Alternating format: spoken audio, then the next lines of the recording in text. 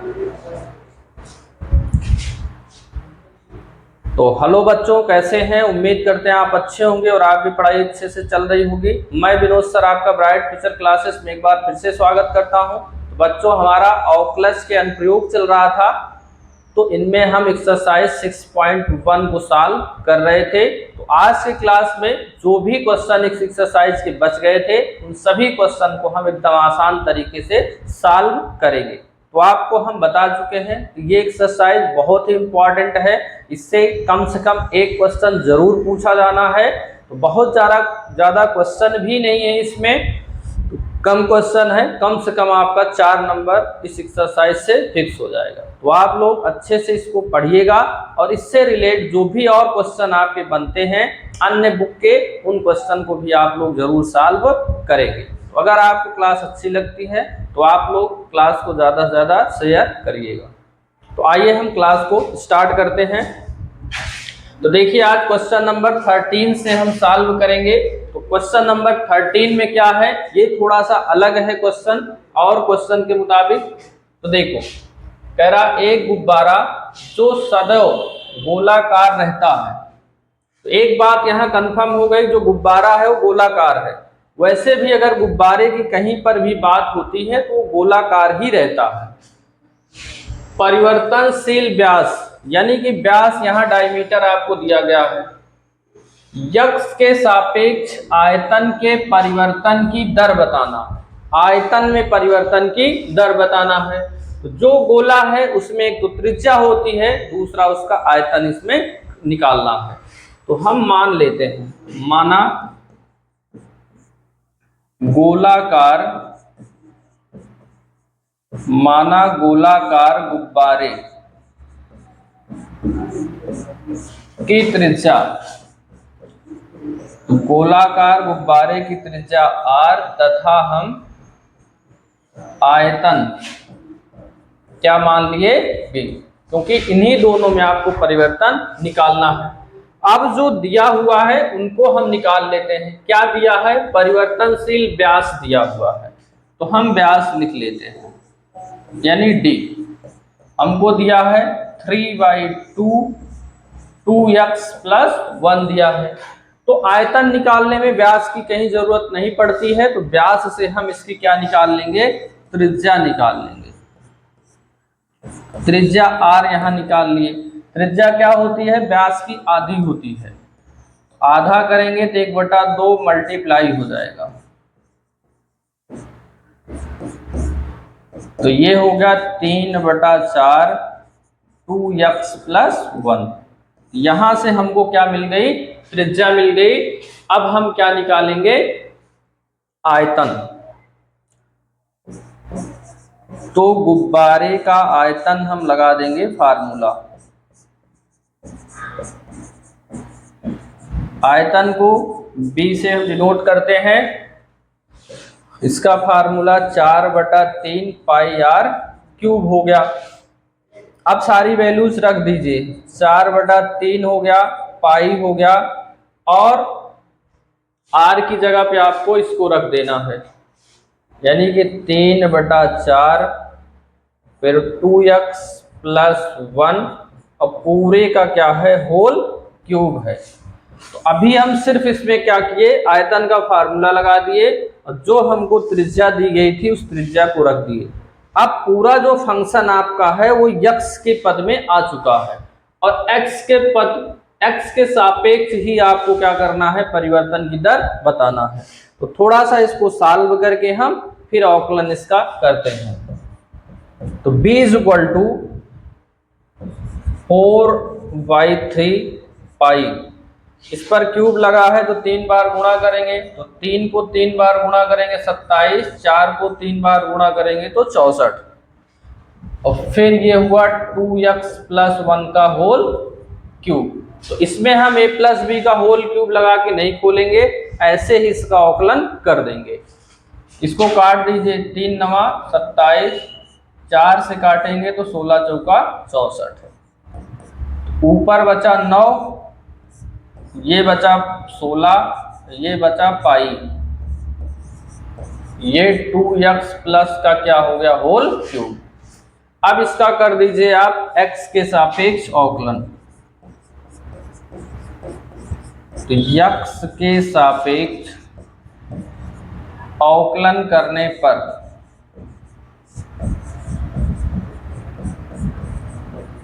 तो b का अवकलन करेंगे तो db, और यहाँ पे x के सापेक्ष अवकलन हो रहा है तो dx। 9/16 पाई कांस्टेंट है, ये बाहर हो गया। अब ये कैसा दिख रहा है, x की पावर n। x की पावर n का फार्मूला लगाएंगे n x n-1, तो 3 से 1 जाएगा तो 2 पावर यहाँ पे बच जाएगी। लेकिन x की जगह पे जो है उसका पुनः अवकलन करेंगे, x की जगह पे 2x + 1 है तो 2x का अवकलन करेंगे तो 2, 1 का अवकलन करेंगे तो क्या हो जाएगा, 0 हो जाएगा। तो dB/dx आपका 9 × 27 हो गया, बटा हो गया 16, और 2 ऊपर और बचा है, इसका यहाँ पे × 2 हो गया, फिर हो गया पाई, फिर 2x + 1 का होल स्क्वायर।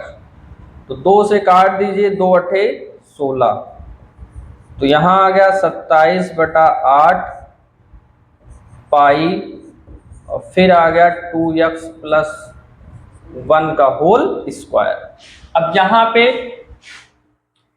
x की वैल्यू तो कहीं कुछ दी नहीं गई है कि आप यहाँ x की वैल्यू निकालिए, यानी कि जो आंसर आएगा वो x के पद में ही आएगा। तो 27/8 पाई 2x + 1 का होल स्क्वायर। तो आइए हम क्वेश्चन नंबर 14 देखते हैं। तो देखिए इसमें क्या दिया है, एक पाइप से रेत 12 घन सेंटीमीटर प्रति सेकंड की दर से गिर रही है। गिरती रेत जमीन पर एक शंकु बनाती है जिसकी ऊंचाई सदैव आधार की त्रिज्या का 6ठा भाग है। रेत से बने शंकु की ऊंचाई किस दर से बढ़ रही है, जबकि ऊंचाई दी गई है 4 सेंटीमीटर।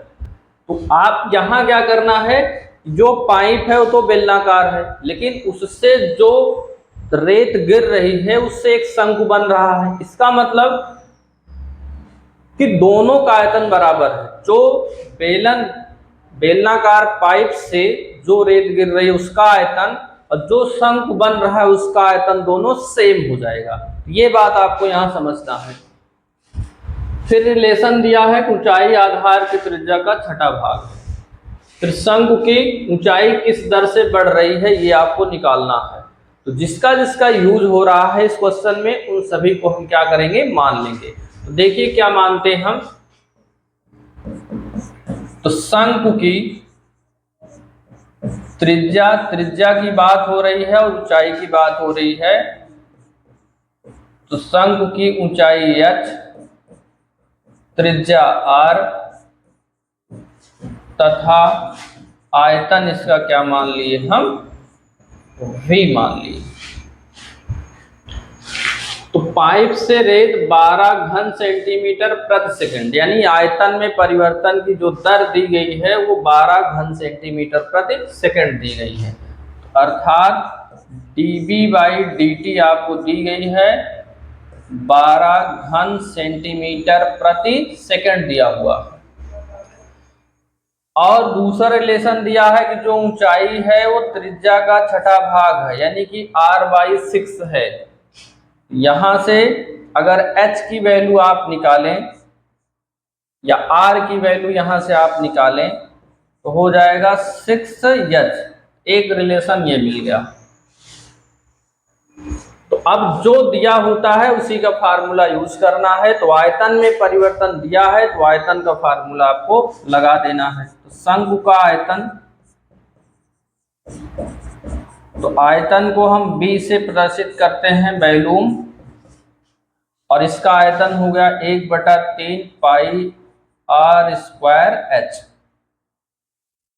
तो t के रिस्पेक्ट में इसका आपको अवकलन करना है, क्योंकि यहां से ही आप देख रहे हैं जो इसका मात्रक दिया है घन सेंटीमीटर प्रति सेकंड दिया है। तो घन सेंटीमीटर प्रति सेकंड दिया है, यहीं से आपको पता चलता है किसके रिस्पेक्ट में आपको अवकलन करना है। बाकी अगर नहीं दिया रहेगा तो आपको बताता है क्वेश्चन में कि किसके रिस्पेक्ट में आपको अवकलन करना है। तो चलिए कर लेते हैं अवकलन इसका। समय t के सापेक्ष अवकलन करने पर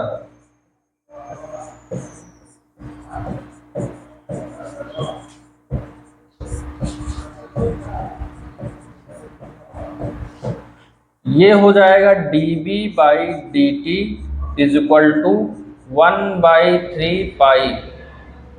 अभी यहाँ पे हमको वैल्यू रखना है भाई, वैल्यू रखने के बाद यहाँ पे हम अवकलन करेंगे।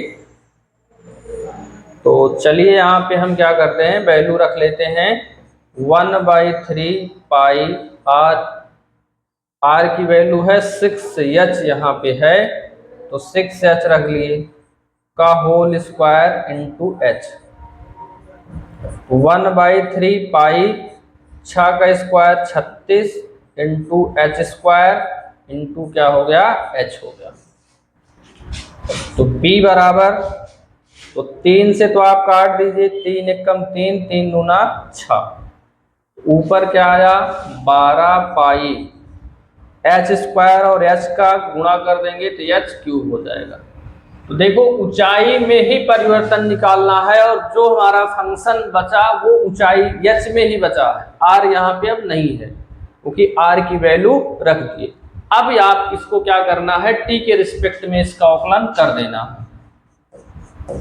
तो समय यानी t के सापेक्ष अवकलन करने पर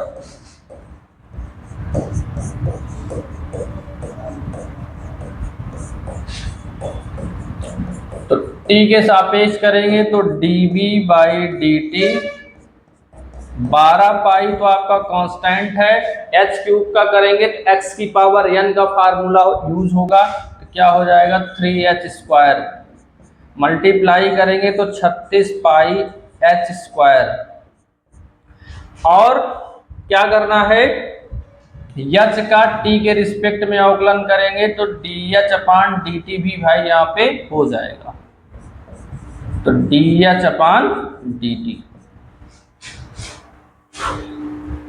अब आयतन में जो परिवर्तन की दर दी गई है वो 12 घन सेंटीमीटर प्रति सेकंड दी है, इसको यहाँ पे क्या रख देंगे 12, यहाँ पे 12 रख दिए।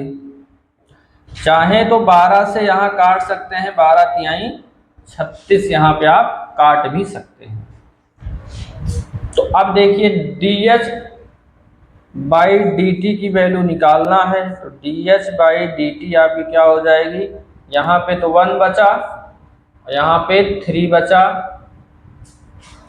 और पाई बचा और क्या बचा h स्क्वायर बचा, ये आपका बच गया। h की वैल्यू आपको 4 दी गई है तो h की जगह पे आप 4 रख दीजिए, 1/3 पाई h की वैल्यू हो गई 4 का स्क्वायर। तो इसी को आपको गुणा कर लेना है, तो 4 चौक क्या हो जाएगा, चलिए यहाँ पे लिख देते हैं dH/dt इज इक्वल टू 1/3 पाई 4 चौक कितना हो गया 16 और 16 3 कितना हो गया 48 पाई। परिवर्तन ऊंचाई में हो रहा है, ऊंचाई का मात्रक सेंटीमीटर प्रति क्या हो जाएगा सेकंड। तो ये आपका आ गया 1/48 पाई सेंटीमीटर प्रति सेकंड। आंसर आप कैसे लिखेंगे कि ऊंचाई में जो परिवर्तन है 1/48 पाई सेंटीमीटर प्रति सेकंड की दर से हो रहा है, तो ऐसे आपको आंसर लिख देना है। तो चलिए अब हम अगला क्वेश्चन देखते हैं। क्वेश्चन नंबर 15 क्या है,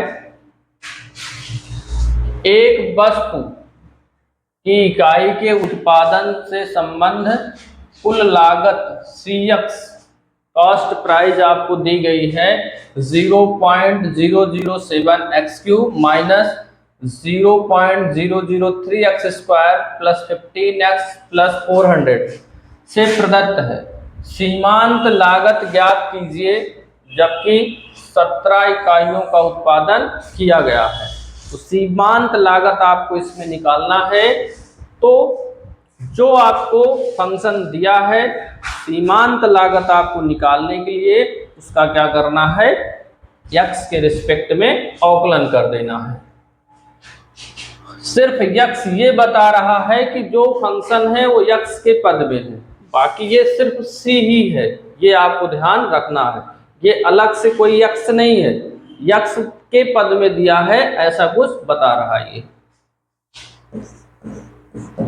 तो सी एक्स आपको दिया है 0.007 x cube minus 0.003 x square plus 15x plus 4000 x के सापेक्ष अवकलन कर दीजिए।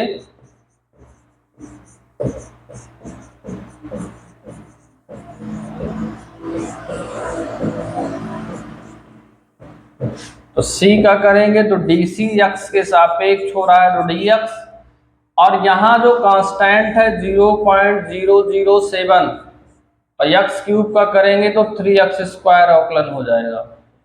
यहाँ 0.003 और x स्क्वायर का अवकलन करेंगे तो कितना हो जाएगा 2x, x का करेंगे तो 1, 4000 का करेंगे तो कितना आ जाएगा तो 0 आ जाएगा।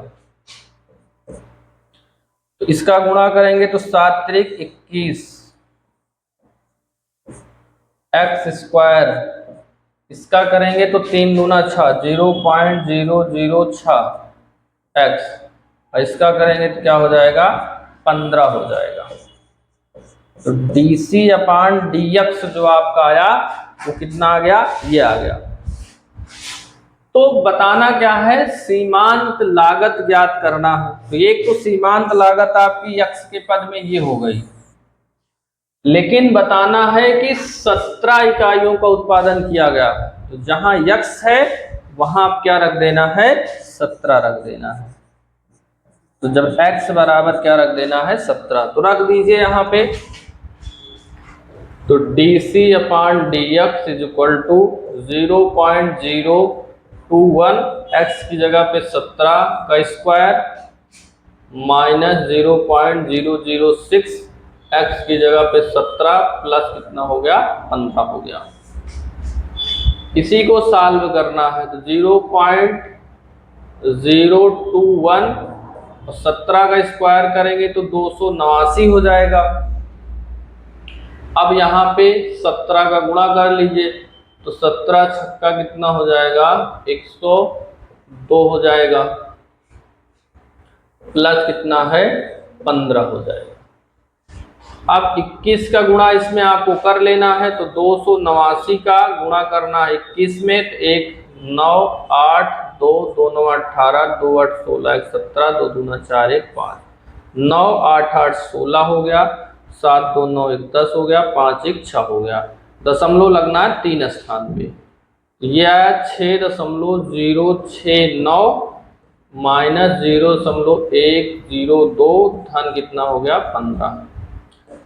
तो जो प्लस प्लस में है इसको जोड़ लीजिए तो 15 6 21.069, उसके बाद माइनस हो गया 0.102। तो इनमें से क्या करना है 0, इनमें से आपको 0.102 माइनस कर देना है। ये 7 हुआ, ये 6 हुआ, 10 में से 1 गया 9 हुआ, ये 9 हुआ, ये 9 हुआ, 19.967 जो आपकी है वो सीमांत लागत यहाँ पे आई है। तो यही आपका जो आंसर है वो आना चाहिए 19.967। तो सबसे पहले आपको यही याद रखना है कि सीमांत लागत निकालने के लिए जो आपको कुल लागत दी गई है उसका क्या करना है, एक बार अवकलन करना है। इतना तो आपको याद रखना है। इस क्वेश्चन में अवकलन निकल आया, फिर क्या करना है, जो 17 इकाई का उत्पादन किया गया है x की जगह पे आपको फिर 17 रख देना है। इस क्वेश्चन को आप नोट कर लीजिए। आइए हम क्वेश्चन नंबर 16 देखते हैं। 15 की तरह ही है। देखिए क्या कह रहा है कि यहाँ पे किसी उत्पाद की इकाइयों के विक्रय से प्राप्त कुल आय rx रुपए में, rx का मतलब जो फंक्शन दिया है वो x के पद में दिया है। 13x² प्लस 26x प्लस 15 से प्रदत्त है, सीमांत आय ज्ञात कीजिए, जबकि x इक्वल टू 7 दिया है। उस क्वेश्चन में सीमांत लागत बताना था, इसमें सीमांत आय बताना है। तो सीमांत लागत या सीमांत आय बताने के लिए आपको क्या करना है, अवकलन करना है। तो चलिए यहाँ पे लिख लेते हैं क्या दिया है, rx 13x² plus 26x plus क्या दिया है, 15 दिया है। यहाँ क्या करना है, यक्स के सापेक्ष इसका अवकलन कर लेना है। तो यक्स के सापेक्ष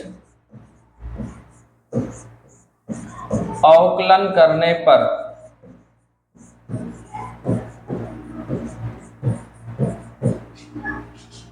तो क्या हो जाएगा, dr, यक्स के सापेक्ष है तो dx, r आप चाहें तो ओ यक्स चाहें तो ऐसे लिख सकते हैं, ये दर्शाएगा कि यक्स यहाँ पे फंक्शन यूज हुआ, इज इक्वल टू इसका करेंगे तो 13 दूना 26, इसका हो जाएगा 26, इसका हो जाएगा 0। अब सीमांत आय आपको निकालना है जब x की वैल्यू कितना है, 7 है। तो रख लीजिए, जब x इज इक्वल टू क्या रख देना है, 7 रख देना है। तो dr अपान dx है भाई, यहाँ पे dr upon dx is equal to 26 और x की जगह पे क्या रखना है, 7 प्लस हो गया 26। तो 26 का 7 में मल्टीप्लाई कर देंगे तो 7 छंग 42, 7 दूनी 14 और 14 4 हो जाएगा 18 प्लस हो जाएगा 26। तो 182 और 26 को आपको क्या करना, ऐड कर लेना है। तो 6 2 हो गया 8, 8 2 हो गया 10, 1 हो गया 2। तो जो आपकी यहाँ पे सीमांत आय निकली वो 208 रुपया निकली। तो यही आपका क्या हो जाएगा, आंसर हो जाएगा।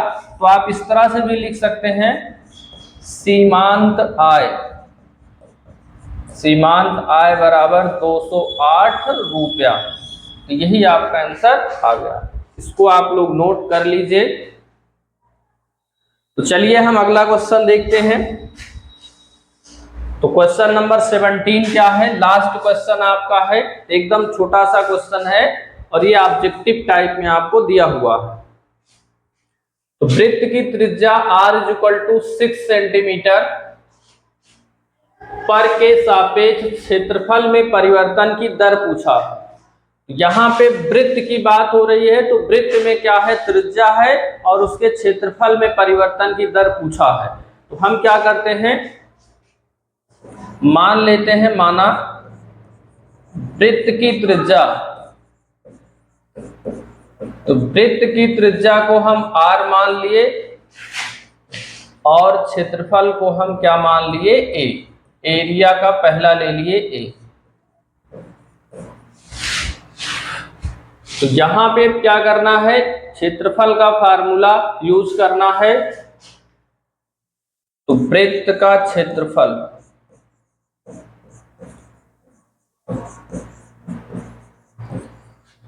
तो वृत्त का क्षेत्रफल हो गया पाई r स्क्वायर।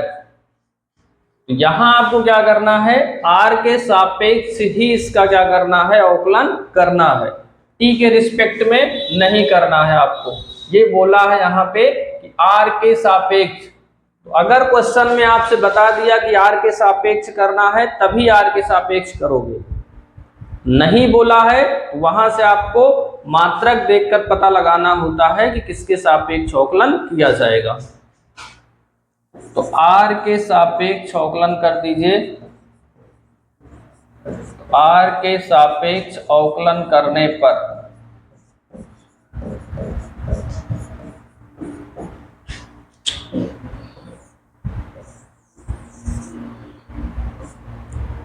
तो r के सापेक्ष अवकलन करने पर तो a का करेंगे तो dA, r के सापेक्ष हुआ तो dr, पाई कांस्टेंट है 2r, r स्क्वायर का अवकलन करेंगे तो 2r हो जाएगा, यानी कि 2 पाई r। आर की वैल्यू हमको दी गई है कितना 6 सेंटीमीटर। आर की जगह पे 6 रख देंगे तो 6 दूना हो गया 12 पाई। क्षेत्रफल में परिवर्तन, तो क्षेत्रफल का मात्रक बन जाएगा वर्ग सेंटीमीटर और किसके सापेक्ष हो रहा है आपका, तो जो परिवर्तन हो रहा है वो त्रिज्या के सापेक्ष हो रहा है, तो प्रति क्या हो जाएगा सेंटीमीटर। तो अब आप यहाँ पे देख लीजिए कि कौन सा जो ऑप्शन है वो सही हो जाएगा। तो ये जो ऑप्शन नंबर बी है 12 पाई वही आपका सही हो जाएगा। तो आप लोग इसको नोट कर लीजिए। तो बच्चों आज की क्लास में इतना ही। तो अब जो एक्सरसाइज आपकी 6.1 थी उनके सभी क्वेश्चन को हम सॉल्व कर चुके हैं। तो अगली क्लास में हम इसके बाद वाली जो एक्सरसाइज है उस एक्सरसाइज को सॉल्व करेंगे। अब इससे संबंधित जितने भी क्वेश्चन आपको दूसरी रेफरेंस बुक में आपको मिले उन सभी क्वेश्चन को आप सॉल्व करिए। जो क्वेश्चन हमको लगता है कि एनसीईआरटी की बुक में नहीं है उन क्वेश्चन को हम जरूर सॉल्व करवाएंगे।